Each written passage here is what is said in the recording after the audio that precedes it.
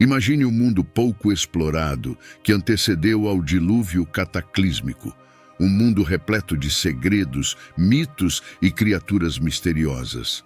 Um mundo que, de acordo com relatos bíblicos, testemunhou a existência de seres extraordinários que viveram centenas de anos e formaram civilizações perdidas. A narrativa do mundo antediluviano é repleta de fascínio, intriga e está imortalizada nas páginas do livro de Gênesis, na Bíblia Sagrada. Hoje eu trago todos os detalhes de como era o mundo antes do dilúvio, desde o surgimento do homem até os eventos divinos que mudaram a face da terra e resultaram em sua exterminação. Vamos voltar aos dias primordiais, quando o mundo estava no início de sua jornada. Adão e Eva, os pioneiros da humanidade, emergiram da criação divina, moldados à imagem de Deus. Eles não eram apenas indivíduos, eram o começo de uma narrativa que moldaria a trajetória de toda a humanidade. No Jardim do Éden, um paraíso intocado pela sombra do tempo, Adão e Eva desfrutavam da plenitude da criação. Entre as árvores frutíferas e a beleza exuberante, a comunhão direta com o Criador era uma realidade palpável. Cada dia era uma sinfonia de paz e harmonia. Entretanto, a serpente sibilante de tentação entrou em cena, deslizando-se para os corredores do Éden. Eva, seduzida pela promessa de conhecimento proibido, cedeu à tentação e comeu do fruto proibido. Adão, não resistindo à influência de sua companheira, fez o mesmo. O ato de desobediência desencadeou uma cascata de consequências.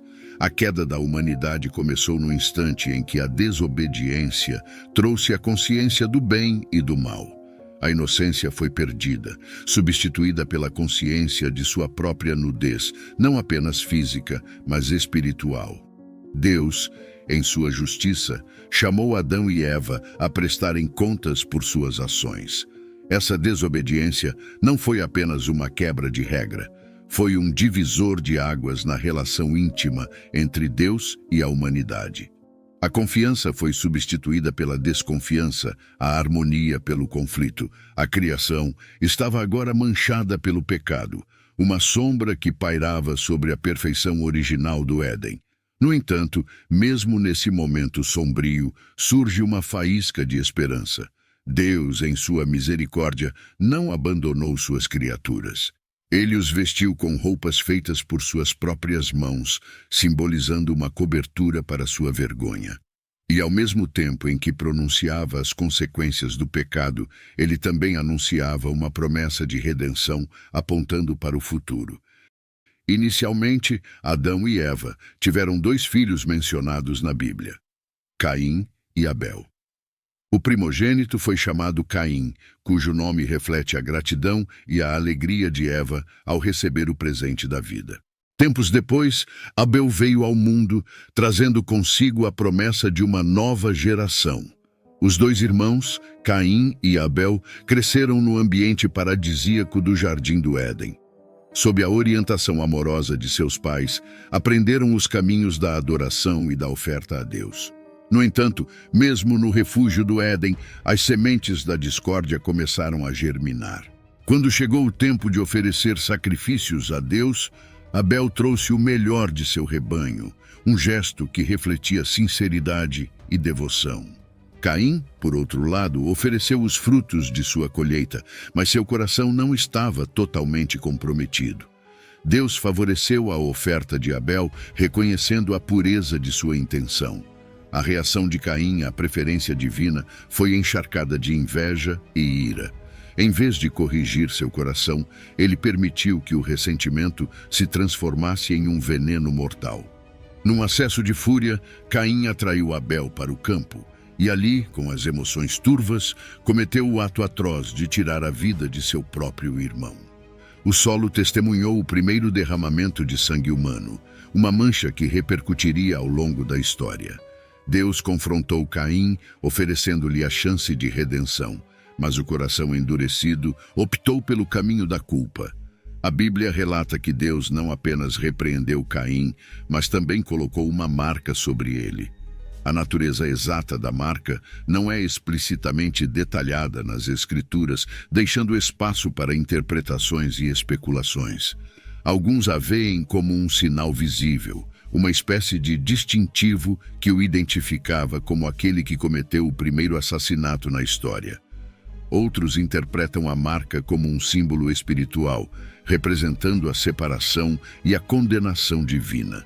Independentemente da natureza da marca, ela serviu como um lembrete constante das ações de Caim. Além disso, a marca também funcionava como uma espécie de proteção divina, impedindo que qualquer pessoa que encontrasse Caim o ferisse, indicando que Deus, mesmo em sua justiça, ainda exercia misericórdia. Depois do trágico episódio em que Caim tirou a vida de seu irmão Abel, o peso do pecado o acompanhou. Em um momento de arrependimento ou talvez de busca por uma nova vida, Caim partiu para a terra de Nod, um lugar além dos limites conhecidos. Lá, em Nod, Caim começou um novo capítulo de sua vida. Encontrando uma esposa, eles deram as boas-vindas a um filho chamado Enoque. Apesar das sombras de seu passado, a vida continuou para Caim e sua família.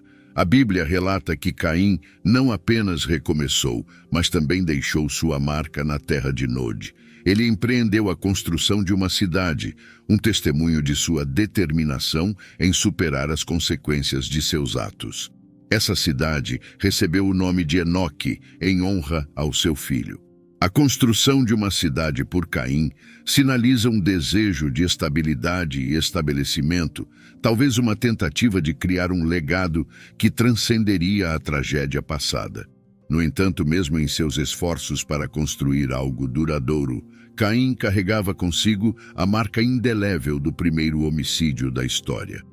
É importante mencionar que a Bíblia, em sua narrativa, não se aprofunda nos detalhes sobre o nível de desenvolvimento intelectual ou tecnológico das eras passadas. O foco primordial recai sobre os aspectos espirituais e morais das ações dos personagens, destacando a relação entre a humanidade e o divino. No entanto, mesmo antes do dilúvio, os seres humanos eram capazes de realizar conquistas significativas. Caim, como mencionado, construiu uma cidade. Noé, um protagonista central na história do dilúvio, é notável por sua obediência a Deus ao construir a arca. O relato bíblico destaca a orientação divina que ele recebeu para realizar essa tarefa colossal. A construção de uma embarcação tão imponente, capaz de abrigar um vasto número de espécies animais, levanta questões sobre o conhecimento técnico envolvido. O projeto demandaria uma compreensão notável de engenharia e logística. Aqui vale fazer uma pausa para esclarecer uma dúvida bem recorrente. Mas antes de desvendá-las, eu peço que vocês deixem o seu like e se inscrevam no canal para ajudar a divulgar o nosso trabalho. E vamos para o detalhe. A genealogia bíblica traçada a partir de Adão e Eva é motivo de estudos até os dias atuais. Após a queda do Éden, Adão e Eva deram à luz a Caim, Abel e posteriormente a Sete, que se tornou um pilar crucial na continuidade da genealogia humana. É importante registrar que o livro de Gênesis cita que Adão e Eva geraram outros filhos e filhas, cujos nomes não foram todos mencionados na Bíblia. A linhagem de Sete continuou com nomes significativos, como Enos, Cainã, Maalaleel, Jarede, Enoque e Matusalém, cada um representando uma geração que testemunhou os altos e baixos da história. A genealogia culminou em Noé, escolhido por Deus para sobreviver ao dilúvio junto com sua família. Através de Noé e seus filhos, Sem, Cam e Jafé, a humanidade se multiplicou novamente, inaugurando um novo capítulo pós-diluviano. O período antediluviano, antes do dilúvio, é descrito na Bíblia, especialmente no livro de Gênesis, mas não fornece uma indicação precisa da duração exata desse período. A cronologia bíblica, que se estende desde a criação até o dilúvio, é calculada com base nas idades dos personagens bíblicos e nas gerações mencionadas. De acordo com a Bíblia, Adão viveu até os 930 anos e outros personagens bíblicos, como Sete, Enos, Cainã, Maalaleel, Jarede, Enoque, Matusalém e Lameque, também viveram centenas de anos cada um. A cronologia sugere que o dilúvio ocorreu quando Noé tinha 600 anos. Ao calcular as idades e as gerações mencionadas na genealogia bíblica, alguns estudiosos chegaram a uma estimativa aproximada de cerca de 1.600 anos desde a criação até o dilúvio. No entanto, é importante observar que a Bíblia não fornece uma contagem precisa para cada ano, e esses cálculos baseiam-se em interpretações e suposições sobre a consistência das genealogias e outros fatores.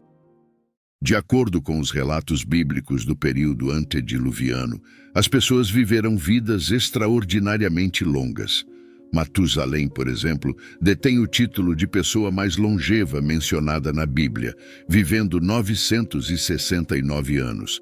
Essa longevidade é atribuída a uma série de fatores, conforme interpretado pelas Escrituras.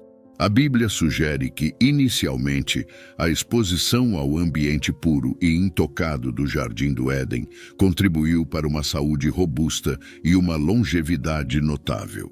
Além disso, a dieta original era composta de alimentos naturais e frescos, em contraste com as condições pós-diluvianas. O estilo de vida antediluviano era marcado por uma proximidade mais direta com Deus.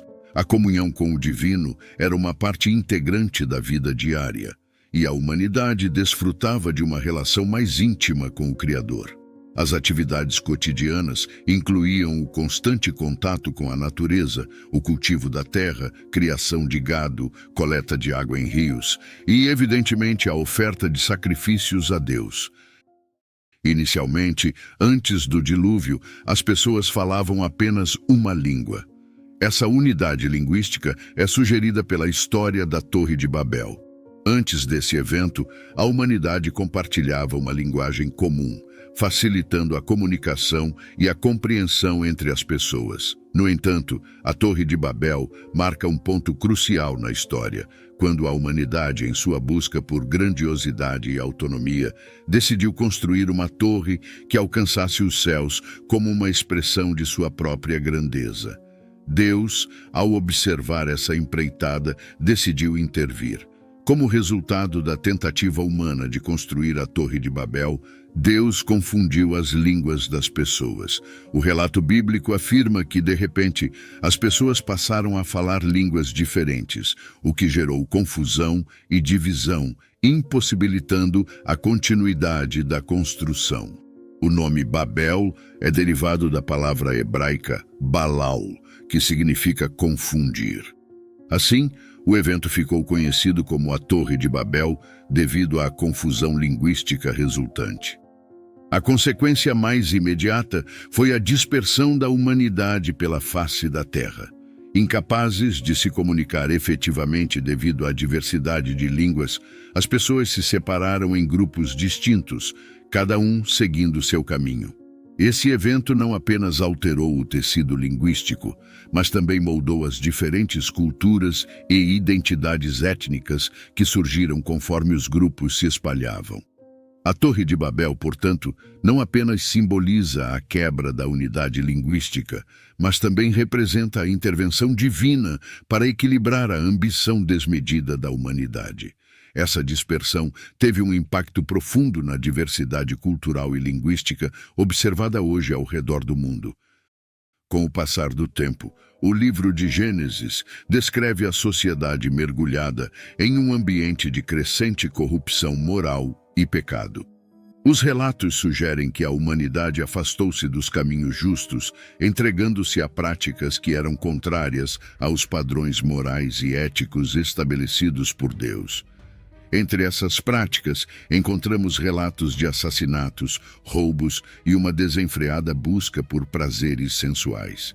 A sociedade pré-diluviana é descrita como imersa em uma espiral descendente de decadência moral, onde os valores éticos foram subvertidos e a justiça foi negligenciada. Um elemento intrigante introduzido nesse contexto é a menção dos nefilins. Em Gênesis, capítulo 6, versículos de 1 a 4, os filhos de Deus são descritos como se relacionando com as filhas dos homens, resultando nos nefilins. A interpretação desses versículos tem sido objeto de debate e várias interpretações ao longo da história. A expressão filhos de Deus é interpretada de diferentes maneiras, sendo uma delas associada a seres celestiais ou angélicos. Nessa visão, os filhos de Deus seriam anjos caídos que se envolveram com mulheres humanas, dando origem aos nefilins. Esses seres híbridos são frequentemente associados a uma influência maligna e à intensificação da corrupção na sociedade. Outra interpretação considera os filhos de Deus como representantes da linhagem piedosa, enquanto as filhas dos homens seriam descendentes da linhagem ímpia. Nesse caso, a união entre esses grupos diferentes resultaria em uma corrupção espiritual e moral ainda maior. Independentemente da interpretação específica, os versículos que mencionam os nefilins enfatizam a extensão da corrupção na sociedade antediluviana e, eventualmente, contribuem para a justificativa divina para o dilúvio, como um meio de purificar a terra dessa crescente maldade. Outras criaturas mencionadas neste período incluem os gigantes, também conhecidos como anaquins, relacionados aos nefilins e mencionados como povos de estatura elevada na Terra Prometida. Os refaíns são referidos em contextos que descrevem povos antigos, adicionando outra camada de mistério à narrativa bíblica. Em meio a essa sociedade antediluviana, em que a corrupção e o pecado se multiplicavam, destaca-se um punhado de indivíduos que se destacaram como exceções notáveis. Entre eles, Enoque se destaca como alguém que andou com Deus de uma maneira íntima e singular. Sua proximidade com o divino era tão notável que, ao contrário da maioria, ele não experimentou a morte comum. Deus o levou diretamente para si. Outra figura marcante, como já mencionamos, foi Noé, um homem justo em sua geração. Em meio à perversidade circundante, Noé encontrou graça aos olhos de Deus. Ele foi escolhido para construir a arca, um ato de obediência e fé, e se tornou o meio através do qual Deus preservou a humanidade e os animais durante o dilúvio. Deus escolheu Noé por sua justiça e integridade em uma época em que a maldade da humanidade era generalizada. A arca foi projetada para ser grande o suficiente para abrigar Noé, sua família e 2 de cada espécie de animal. A instrução divina revela o cuidado de Deus não apenas pela humanidade, mas por toda a criação. Noé, obediente ao chamado divino, empreendeu a incrível tarefa de construir a arca, uma obra que demonstrava sua fé inabalável em Deus e seu compromisso com a preservação da vida. Ao longo do processo de construção, Noé também se tornou um pregador da justiça. Ele advertiu as pessoas sobre o dilúvio iminente e apelou para que se arrependessem de seus caminhos. No entanto, a incredulidade permeava a sociedade. As pessoas zombaram de Noé, rejeitaram suas palavras e continuaram em seus caminhos pecaminosos. O dilúvio, conforme descrito na narrativa bíblica, durou 40 dias e 40 noites. Durante esse período, as águas subiram, cobrindo toda a terra. Noé, sua família e os animais foram preservados na arca, enquanto o restante da humanidade pereceu nas águas do dilúvio. À medida que as águas começaram a recuar, Noé enviou uma pomba para investigar as condições fora da arca. Quando a pomba voltou com uma folha de oliveira no bico, Noé compreendeu que as águas haviam se retirado e a terra estava se renovando. Após o dilúvio, a narrativa bíblica destaca um momento de renovação e esperança. Noé, sua família e os animais na arca foram os únicos sobreviventes da catástrofe que purificou a terra. Deus, reconhecendo a justiça de Noé e sua família, estabeleceu uma aliança com eles e com toda a criação. Essa aliança foi simbolizada pelo arco-íris no céu. Em Gênesis capítulo 9, Deus diz a Noé: o meu arco tenho posto nas nuvens, e ele será por sinal da aliança entre mim e a terra. E acontecerá que quando eu trouxer nuvens sobre a terra, aparecerá o arco nas nuvens. Então me lembrarei da minha aliança que está entre mim e vós, e entre toda a alma vivente de toda a carne. E as águas não se tornarão mais em dilúvio para destruir toda a carne. O arco-íris tornou-se um símbolo duradouro da promessa divina de que nunca mais haveria um dilúvio que destruísse toda a vida na terra. Essa aliança reflete não apenas a justiça de Deus, mas também sua misericórdia e a promessa de preservar a vida, mesmo em meio aos desafios.